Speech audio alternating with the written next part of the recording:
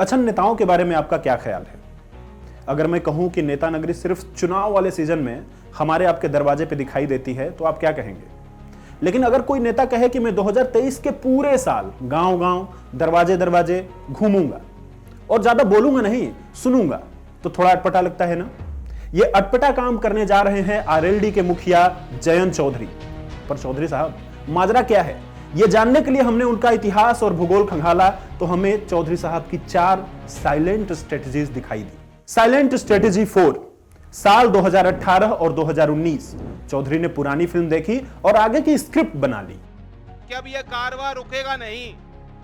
हमने जो सीख ली है, जो प्रेरणा ली है आपसे, उसे पूरे प्रदेश में उस अमला जामा को बनाकर हमें लोगों के बीच जाना है। और मैं एक घोषणा करना चाहता हूं उस मंच से, नए साल के बाद समरसता अभियान के नाम से राष्ट्रीय लोकदल का एक कार्यक्रम हम शुरुआत करेंगे और मेरा लक्ष्य है कि इस एक साल में 2023 के वर्ष में 1500 छोटे मोटे बड़े गांव में मैं खुद जाऊंगा, डोर टू डोर जाना पड़े जाऊंगा।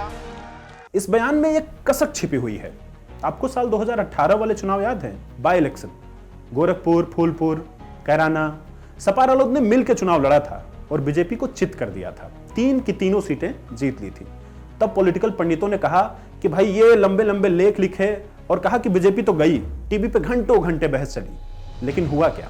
2019 का चुनाव आया और चौधरी अजित सिंह, चौधरी जयंत सिंह अपनी सीटें तक नहीं बचा पाए थे। अब जब जयंत कह रहे हैं कि यह कारवां रुकना नहीं चाहिए, तो एक बात तो साफ है, अब की जयंत चौधरी 1 मिनट के लिए मैदान खाली नहीं छोड़ना चाहते हैं। खतौली बाई इलेक्शन की जीत से जो गाड़ी पटरी पर पहुंची है ना, तो वो चाहते हैं कि एक्सीलेटर को दबाए रखा जाए। साइलेंट स्ट्रेटजी 3, चौधरी ने खतौली से एक फार्मूला निकाला है। अब उसी फार्मूले पर पूरी की पूरी किताब लिखना चाहते हैं। खतौली में इस बार जयंत ने कोई बड़ी सभा नहीं की थी, बल्कि 120 से ज्यादा नुक्कड़ सभाएं की थी।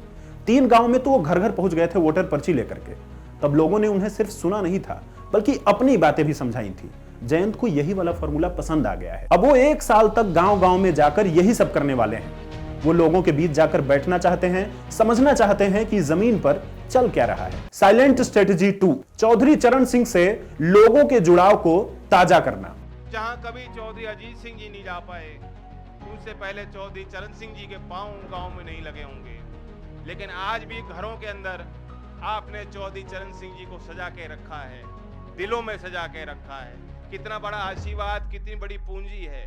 अच्छा, जयंत की इस बात को समझने के लिए ना 2 छोटे छोटे किस्से हैं, उनको जानना पड़ेगा। पहला किस्सा है 2018 के कैराना के उपचुनाव का। आरएलडी ने सपा से आई तबस्सुम हसन को टिकट दे दिया। तब किसी पत्रकार ने पूछा कि क्या साहब, बाहरियों को टिकट? तो जयंत ने एक टुक में जवाब दिया कि तबस्सुम हमारे लिए कब बाहरी हो गई भाई, 2007 में हमने ही तुम्हें चुनाव लड़वाया था। दूसरा किस्सा 2022 के मार्च का है। आरएलडी ने मीरापुर विधानसभा से चंदन चौहान को टिकट दिया। यह बड़ी चौंकाने वाली बात थी कि चंदन आरएलडी में कैसे आ गए।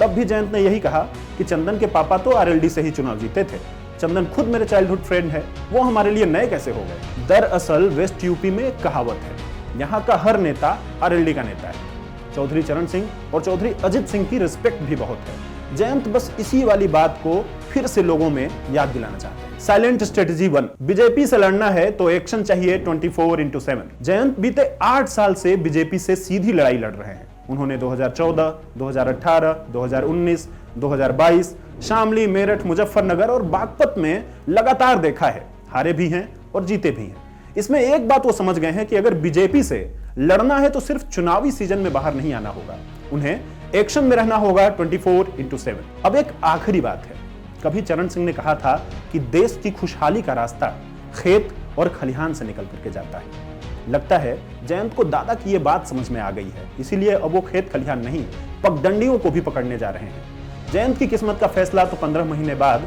जनता करेगी ही, लेकिन अगर आप यूपी की खबरों में डीप डाइव जाना चाहते हैं तो आ जाइए पत्रिका यूपी के सेगमेंट में।